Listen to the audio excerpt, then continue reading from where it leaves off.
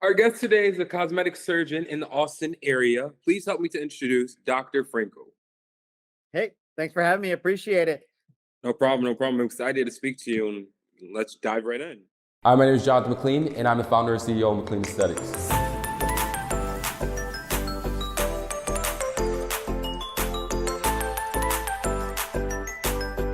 Welcome to the dark side. Let's go.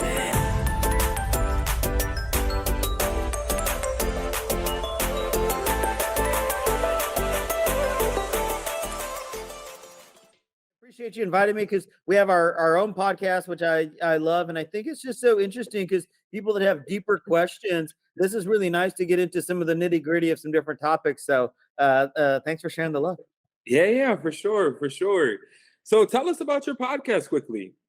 Yeah, it's called Plastic Surgery Untold. And so similar, ours are more kind of patient facing. And so we have different plastic surgeons, different providers on just talking about different hot topics of the plastic surgery world. And so it's really for a lot of patients who are already a little bit further down the process and kind of trying to figure out exactly what they want and need. And I think sometimes it's scary to ask those questions as you're doing here. People don't even know where to start or how to get into it, and can be intimidating in front of somebody. So you can basically be a fly on the wall and listen to an entire consultation and an interview type thing without having to be sitting in front of somebody. So that's why I love what you're doing.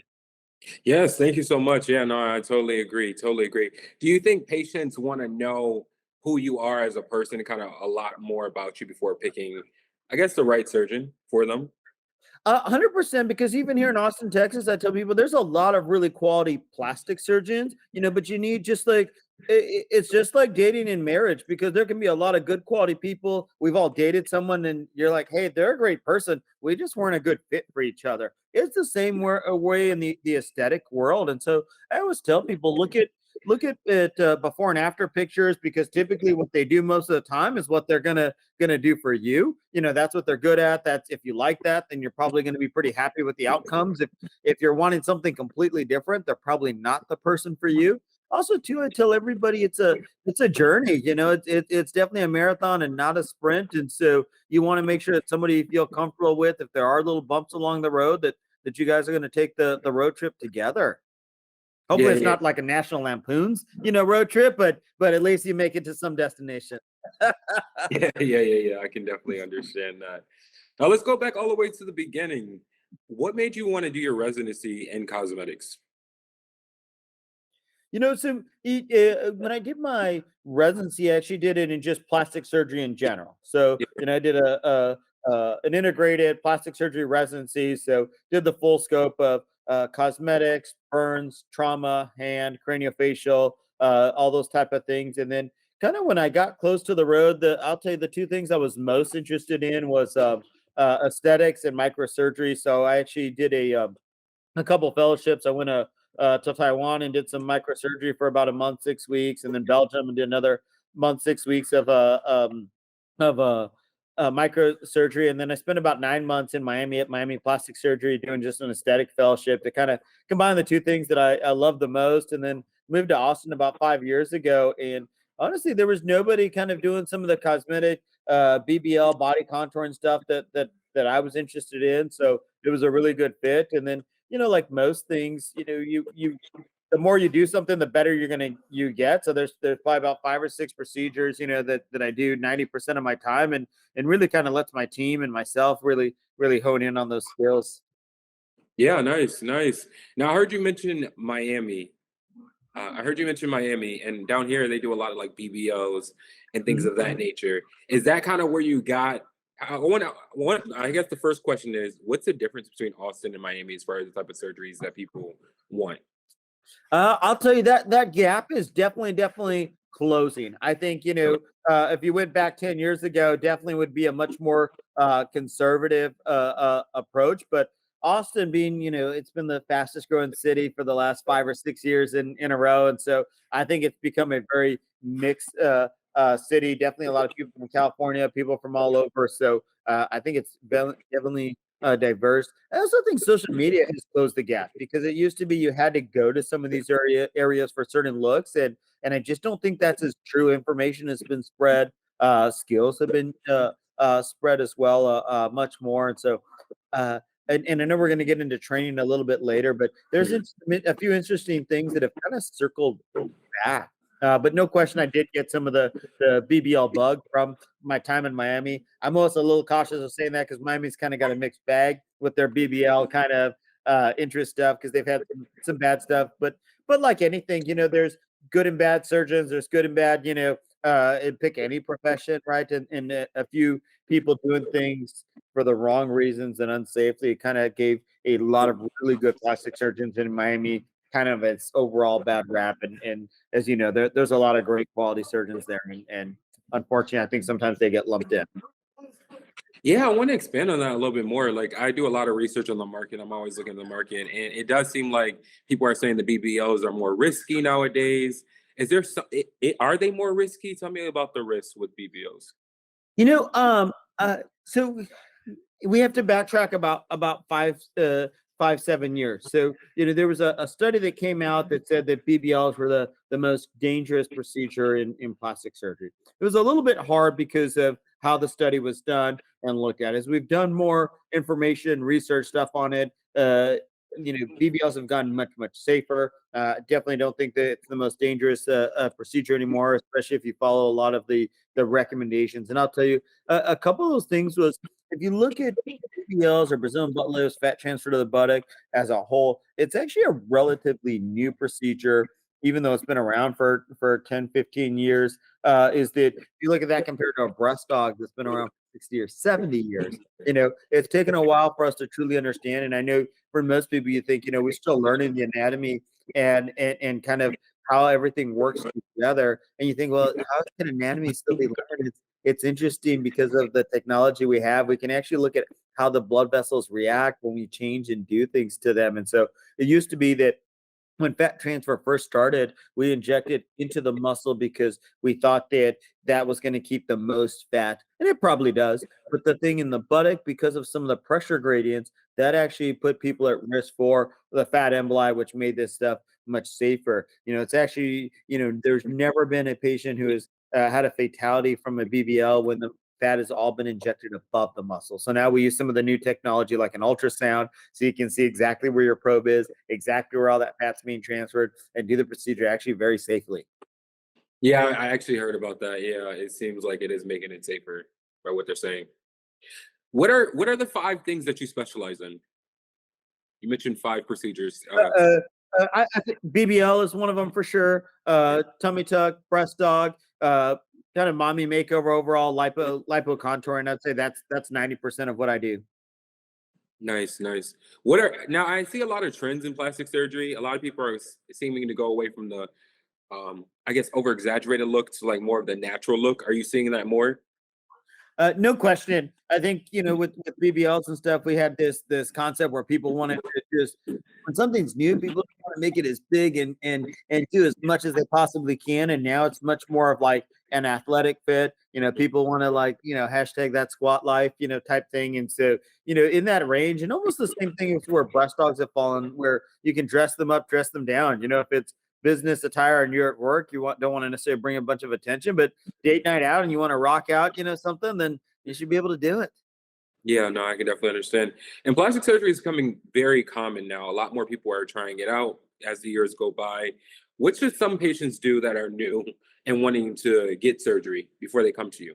I definitely think, a couple things where they come to me, anyone else, I think do your research. I do think reviewing somebody's before and after pictures is a great idea because it gives you an idea of somebody's overall, like what their taste, what their style is like to make sure that matches with what you're trying to do. I do think reviews are a good idea, just kind of get an overall concept. And I wouldn't ever get bogged down on one single review, right? Some people, you're going to have the 10% that you can do no wrong and they're going to do great. There's going to be a few people you're never going to make happy no matter what you do, but you want to kind of see an overall trend. And if you kind of skim through 100 reviews, and most of the time you start to see a constant theme, so I think that's super helpful. I think also too, if people, referrals, word of mouth, people who've had a similar experience is super helpful. And as you tell people, you should do at least 2 or 3 consults because like we talked about at the very beginning of your show that, somebody can be a great surgeon and just not a perfect match for you. Hmm. How do you mitigate that risk of patient expectations? I think we're super upfront. I honestly like for patients to bring in wish pictures. This is, hey, this is where I'm hoping to get to, and sometimes there is just a disconnect from what I can do or what I'm explaining to what they're perceiving, and I'd rather than be super disappointed at the consult than $20,000 later and after 6 months of healing and be disappointed. Yeah, for sure, for sure. Is there any like celebrity lookalike that people are coming in showing you the most? I'll tell you, it's changed. When I first started practice about 12 years ago, people would bring in their movie stars, type look, Demi Moore, Gwyneth Paltrow, those type of things. Now it's more of their, their Instagram crushes. So it's the people they follow on social media and their influencer that they really like. So tends to be a little bit more kind of group focused rather than some national celebrity, which is pretty interesting. Nice, nice, nice. So it's changed a lot over the years. That's good to Mhm. know. Now, working for a practice, how could that differ from kind of working from yourself? What are some benefits? So, I mean, I think it's a big spectrum for sure. So, I mean, the nice thing about joining a bigger practice is that they typically have a foundation. They kind of have a setup. Those things. There's kind of a wheel that's already turning. You definitely have less control, and that was very from practice to practice, and you kind of say in terms of those things. But there's kind of a system and framework to help you get started. I think working for yourself is great, but sometimes it's lonely out by yourself. You definitely get to make all the decisions for good or bad, and so definitely depends a little bit on your personality. It's definitely nice to spend some time with some people. It's definitely even if you're alone in solo practice, making sure you got a network to lean on. Yeah, no, for sure. And you know what? Most surgeons are a brand of their own. How important is it to kind of keep that with social media and things of that nature?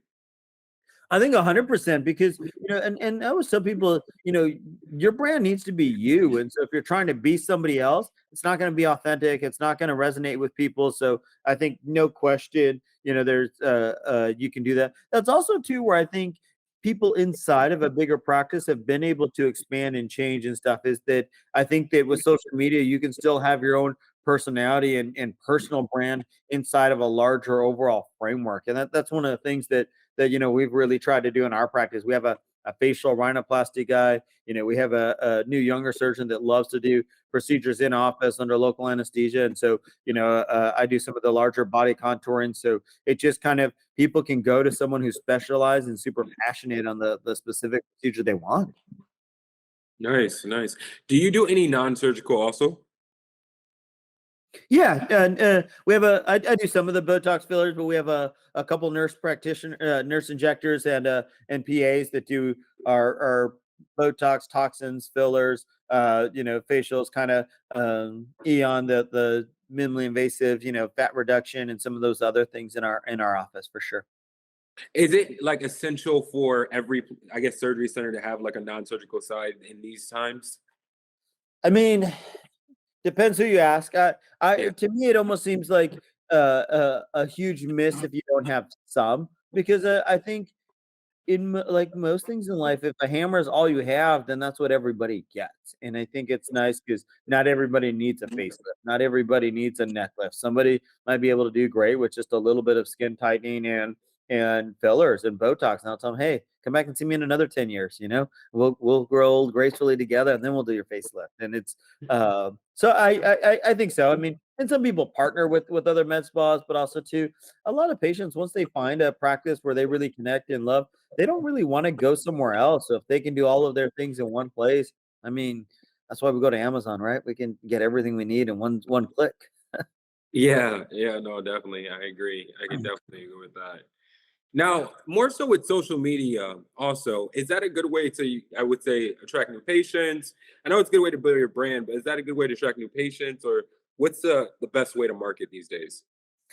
I think you got to be in a lot of places because you want to be wherever patients are and not trying to make them come to you. I do think social media is a way to, and I always tell people it's a good way to educate patients. You can educate them about what you do, you can educate them about how you do it, and then if you just do the right things and educate people about what you're doing, how you're doing it, why you're doing it, things tend to take care of themselves because people are like, hey, that guy's an expert. That woman knows what they're talking about. And I think they get to a really good spot. So that's one of my favorites. At the beginning of the show, you said, hey, what kind of pearls can you drop for people? I would say, on that marketing note, if they want to listen to Gary Vee, he has a podcast. It's something like 1,000 posts a day. Isn't crazy? And he talks about that. You make this content, put it on every platform that you have. So if you're on Instagram, TikTok, Snapchat, LinkedIn, whatever it might be, spread it on all those, because that way that many people are seeing the content you already made. And the hard part is kind of creating your presentation or whatever content you're making. Why not put it on 10 different platforms?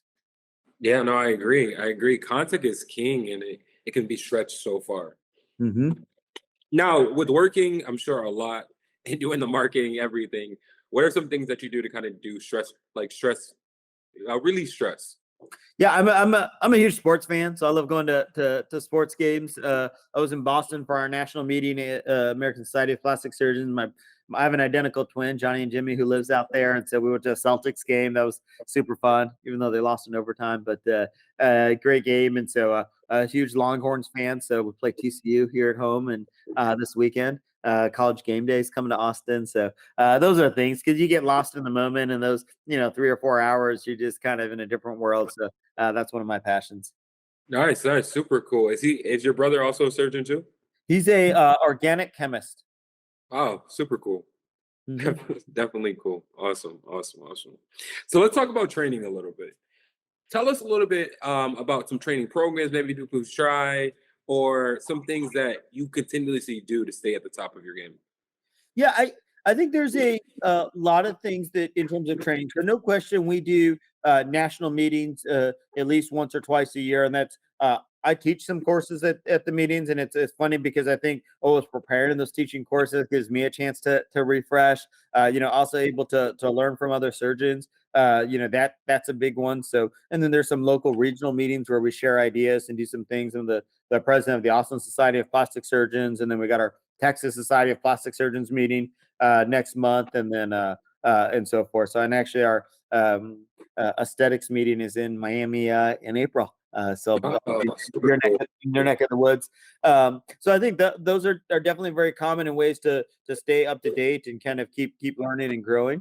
One of the things that's made a kind of comeback, if you would, before these big conferences, before the ages of like kind of webinars and stuff, people used to, the very original like plastics group did like a travel society where every year they would go spend time at one person's clinic or office or hospital. And the interesting thing about that is it's almost made a comeback.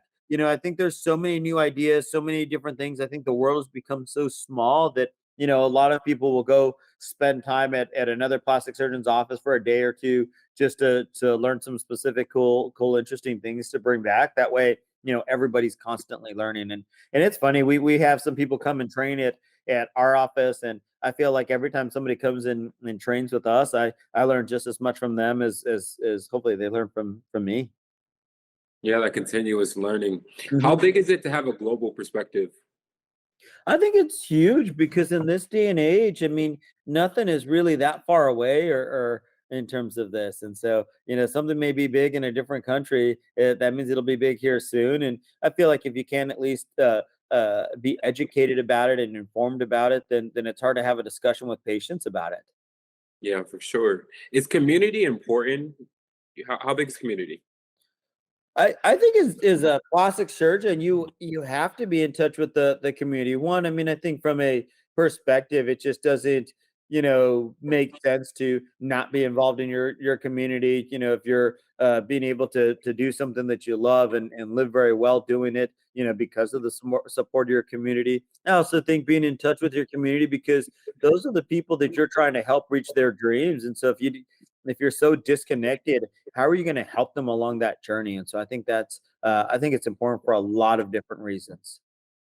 Is there any industry leaders that you would suggest other people to follow to gain more knowledge?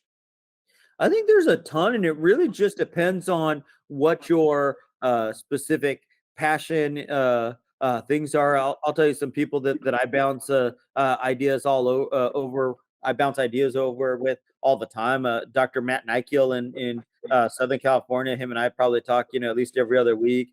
Dr. Buford in Colorado, he's great, and does a lot of speaking and so forth. And so from a business standpoint is extremely intelligent. Dr. Jason Posner in Florida, just up the road from you.